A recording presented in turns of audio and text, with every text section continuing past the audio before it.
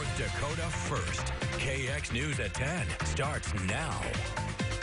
Good evening, I'm Renee Cooper. Thanks for watching KX News.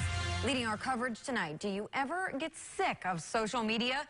Concerns about YouTube, Facebook, Twitter, and others have poured into KX News over the years. A conspiracy theory, if you will, over social media shaping our opinions, beliefs, and political views. But where do we draw the line between freedom of speech and a private business's control, or don't we?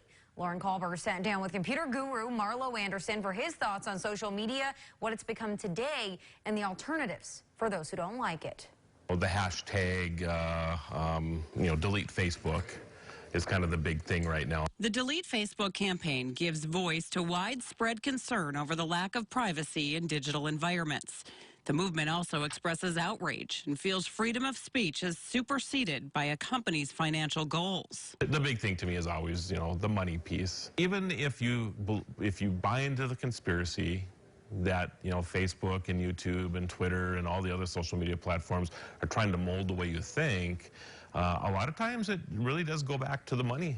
Like who's doing the most advertising and what are the political beliefs of those spending the money?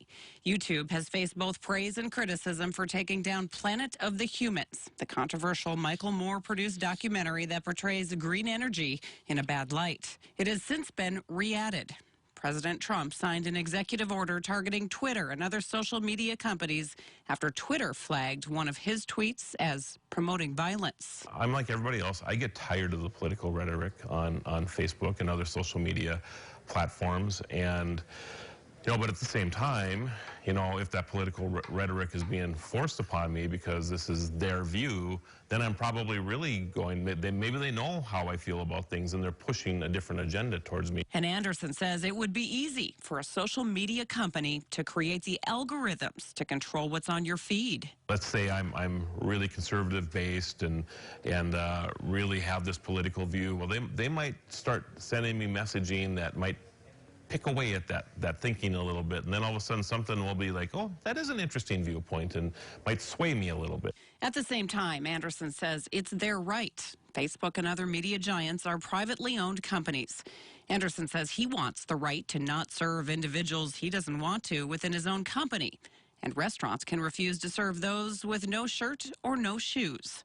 But if you're no longer buying social media, power is in numbers, and anything can happen. In the past, Yahoo used to be the giant when it came to search engines, and then here comes Google, right? MySpace was the giant when it came to social media. In Bismarck for KX News, I'm Lauren Colbert. So what are some other social media options? Anderson said he used Ello at one time, but nobody else followed him over. And that's a key issue on any new social media site. Vero is another. It's a subscription, so they're going to ask for your credit card. He's also tried Socialio and says that one is interesting because how you pay for their services is in cryptocurrency. You can make purchases using it. Anderson says Facebook has already started using this idea because it works. So Facebook is aware of the competition and is now incorporated its own cryptocurrency called Libra. He says always be careful and do your homework before switching and using other social media sites, and says to remember they're making money somehow. For a link to other alternatives, head on over to our website. That's kxnet.com. Well, Black Lives Matter activists are reflecting on what they're